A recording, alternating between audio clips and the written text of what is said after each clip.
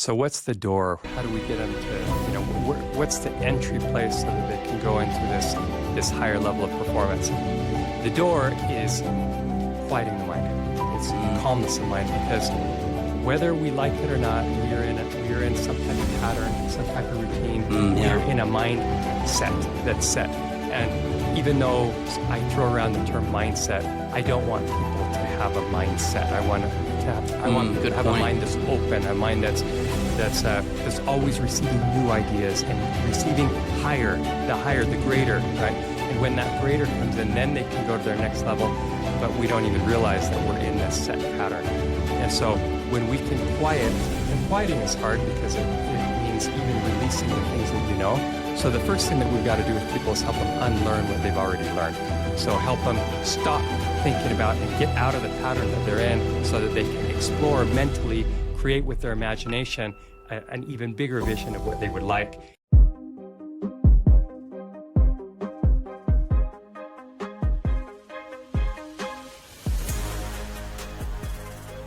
All right, welcome back to the Daily Mastermind. George Wright III with your daily dose of inspiration, motivation, and education. And I'm excited to be in the studio today with Marco Lopez. Marco, how you doing, man? I'm doing great. I'm glad we could coordinate this. We got some crazy schedules going, but listen, before we get started, I want to make sure you like and subscribe to the podcast. We're going to be dropping a bunch of content here, and I really want to make sure that you don't miss out on anything. We're going to be talking about some upcoming events.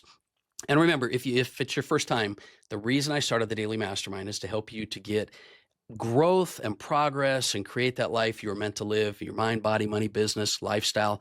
And so one of the reasons I asked Marco to come here is he's excellent at that mental clarity. And so let me give you a quick introduction for everybody that's tuning in. Marco's the founder and CEO of MindTune, and he's trained thousands of entrepreneurs, professionals, individuals, and kind of his specialty is he's got a system-based approach for mental clarity and handling resistance and trying to find ways in order to really cut through the noise. And so that's the type of stuff I want to talk to you about today. So I really appreciate you being here, man. I appreciate you inviting me. Yeah. Well, so just so people get a feel for like where you've come from, because we're going to talk a lot about your techniques and strategies and tactics today. Give us your backdrop. Where'd you come from and what got you into this whole space? Okay. Well, it is interesting. And I think it's different than most people. It's pretty unique. So I come from a family of singers, and that's because of my mom. My mom was kind of like Maria from the Sound of Music, and got us singing when we were kids. And we traveled a lot, which is why singing worked, because we moved over 40 times before I was 10. Oh, wow. My dad's from Mexico. My mom's from the States. They were trying to find a place where they could be happy. And my mom has a huge heart and got us kids singing partly so that we could inspire our neighbors and the people we lived with. Oftentimes we would only live in places for a few months, but at least we could sing for people and have a little bit of an impact and connect in some ways. And so when I was younger, I got a feel for the power to connect with people on a deep level, or the power of sharing some level of hope with people. Yeah. And so I felt that, and I loved that. And so that really brought kind of my heart into helping people. And I mean, I realized it in phases, gradually, little by little, but I also, I like being out in nature. I like drawing. And so these creative things, I was a kid with a big imagination and really encouraged by my mom and dad to think big. But then I ran into a lot of limitations, personal limitations where. What career did you start in? I'm kind of curious. Okay, great. So I was at Qualtrics.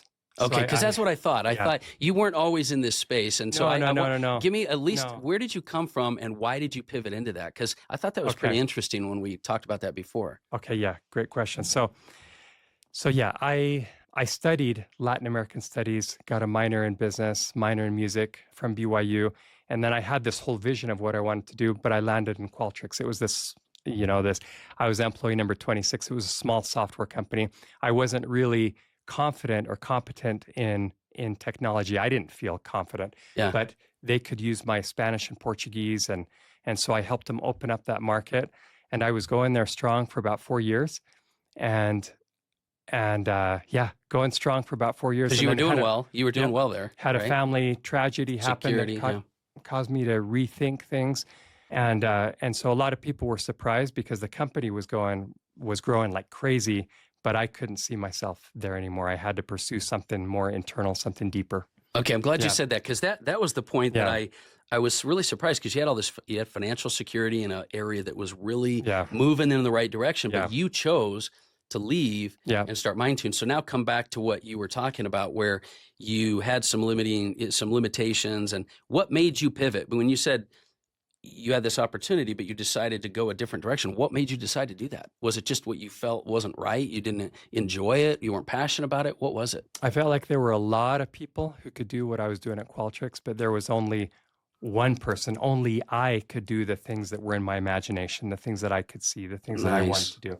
So that really, I thought, man, like I'm kind of following the money. I'm doing what's secure, but I don't know if what's secure is the most important thing for me. I want to do, I have a vision, and I want to give myself a shot at it. Yeah, most people aren't willing to take that shot, especially when they're in a position that's going really well, right? Yeah. But you mentioned growing up, you early on, you tapped into kind of the music, the passion, purpose type stuff. Yep. So that The had been going with you. creativity. Yeah. And you said imagination, so that's a key thing with what you talk. So what made you decide to start MindTune? And was that an evolution, or did that happen right out of Qualtrics? That was an evolution. Okay. It was definitely an evolution. But I did have a goal. My parents were divorced when I was 9, and my dad, after the divorce, had gone into mindset after that. He actually has written a lot of books about mental clarity. Really focused and went deep on that. Living in Africa, living in Mexico, being off the grid, places where he could just get inspiration. So his content is unlike anybody else's content. It's very, very unique. And that influenced you a lot, I'm it sure, influenced right? me a ton. Yeah. It helped me a lot with my own personal mental challenges, my own blocks, to bring me back to center. And so I thought, everybody needs this. And so when I left Qualtrics, I had the thought in my mind, I want to move in the direction of my dad, with the types of things that my dad's doing. But he was kind of selling books wherever he went. I'm like, do I just start knocking on doors and selling books, selling his books? And what do you do? What do I do? So I really had no idea how I would get started. So I just thought, okay, well, I'm going to point in that direction. And so I was in a sales role at Qualtrics, and so I moved in the direction of training.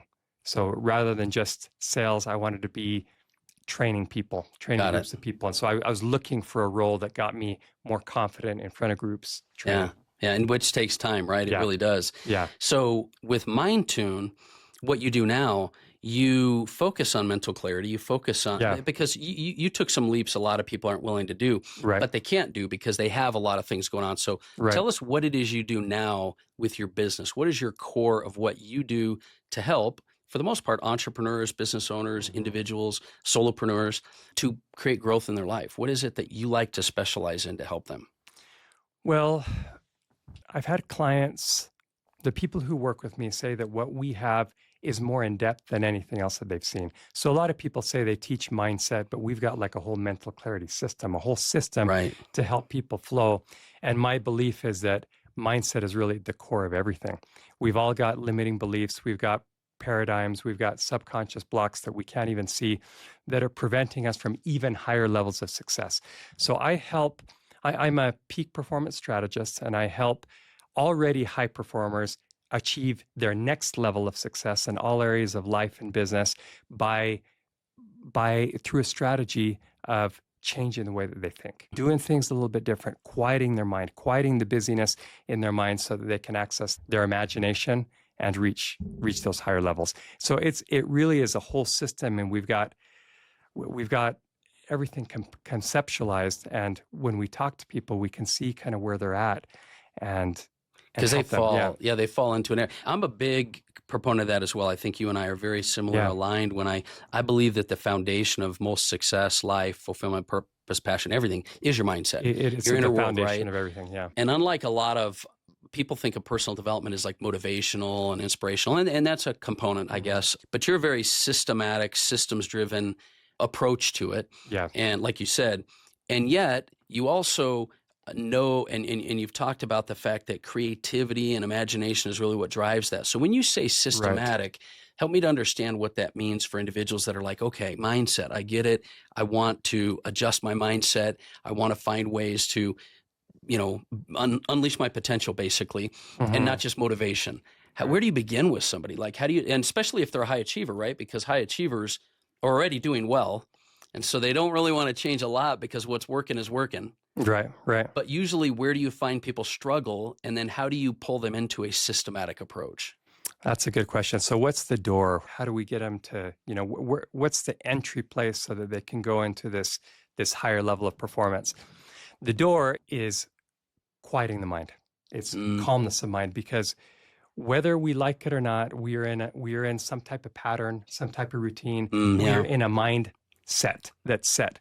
And even though I throw around the term mindset, I don't want people to have a mindset. I want people to have a mind that's open, a mind that's always receiving new ideas and receiving higher, the greater, right? And when that greater comes in, then they can go to their next level, but we don't even realize that we're in this set pattern. And so when we can quiet, and quieting is hard because it means even releasing the things that you know. So the first thing that we've got to do with people is help them unlearn what they've already learned. So help them stop thinking about and get out of the pattern that they're in so that they can explore mentally, create with their imagination an even bigger vision of what they would like. And then once we get them thinking about that, then they can make a decision. And the way to get there is also that quieting the mind, because it's the most powerful thing that people can realize about themselves is that they're a spiritual being at their core. They're a spiritual being, and that their greatest answers and their greatest tutoring is going to come from within, because they're different. They're unlike anybody else. And so my path has been extremely unique, but your path is unique, and everyone's path is... But the doorway, like you said, is quieting the mind. Doorway is because quieting you the mind. usually have the answers, right? Yeah, you got it. Or at least be open to the answers, open to the creativity and imagination. I like that, because I think that that's a tough thing to do for high achievers. People that are go, go, go. Quieting the mind is very difficult because you have a million things and you feel like you're the one who's going to get it all done and everything else. But I think clarity, at least I know when I've been in places where I can kind of slow down and the clarity comes out, that's when the growth happens too. So do you have techniques that you give people just on a simple basis? Like what's a technique you do to just quiet the mind? And maybe it's obvious, maybe it's not. Because I think most of the answers in life have been things that we know we need to do, but we just don't do.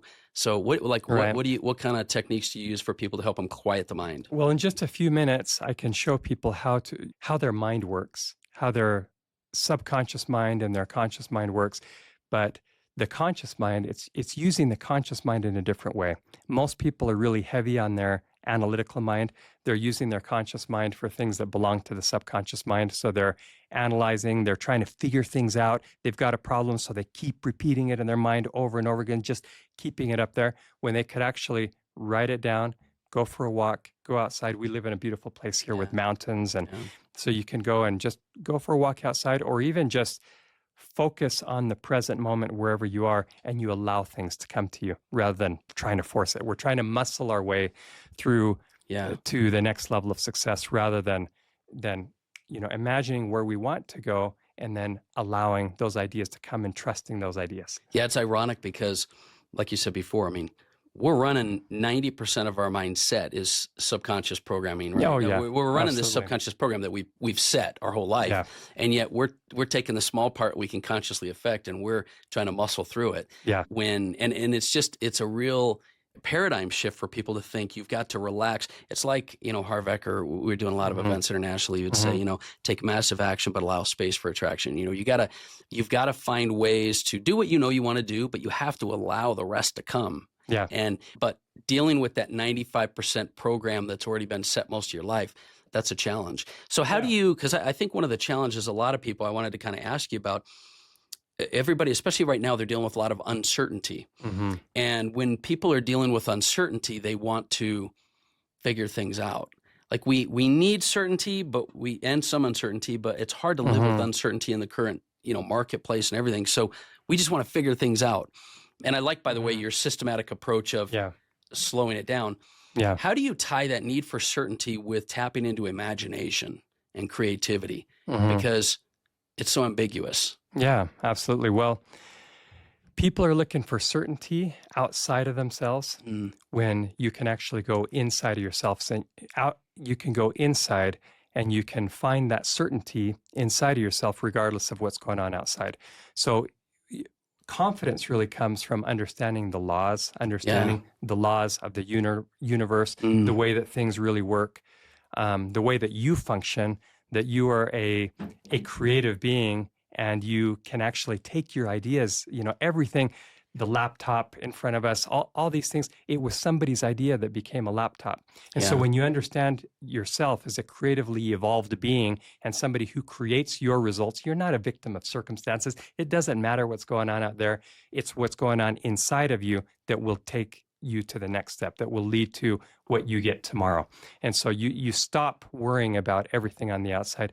I don't even I don't really care to watch the news a lot. I don't care to watch Yeah. everything that's going on. I've got my goals. I know what I want, and I just keep pursuing those things because I know that I'm a creative being.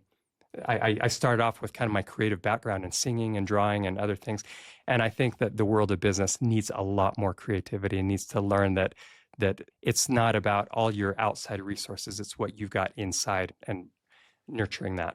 Yeah, it's interesting because I think that's an answer not just for creating certainty, Hmm. because you can create certainty and I've found really high successful entrepreneurs have the ability to create certainty in an uncertain world because Yeah. they go inside, right? Yeah. But that's a solution for confidence. That's a solution for all kinds of things, right? Everything. Yeah. Well, I wanted to ask you another question because you do integrate music and storytelling and things like that into your training and Yeah. your work with high, achievers. Is that because you have just a personal passion for that?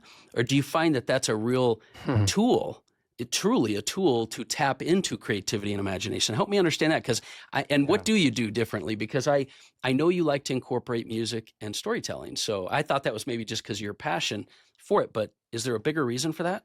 There's a bigger reason for it. And I love the way you asked the question because it started out as a passion for me. It's like I felt inside, I've got to be singing. I've got to be using my music. I've got to be using my drawing. My whole little life, I was working on I spent a lot of time drawing. I spent a lot of time working on my singing. I spent a lot of time out in the mountains. And so I thought, what is all that for? Like, is it for something? And so this deep sense of purpose has evolved.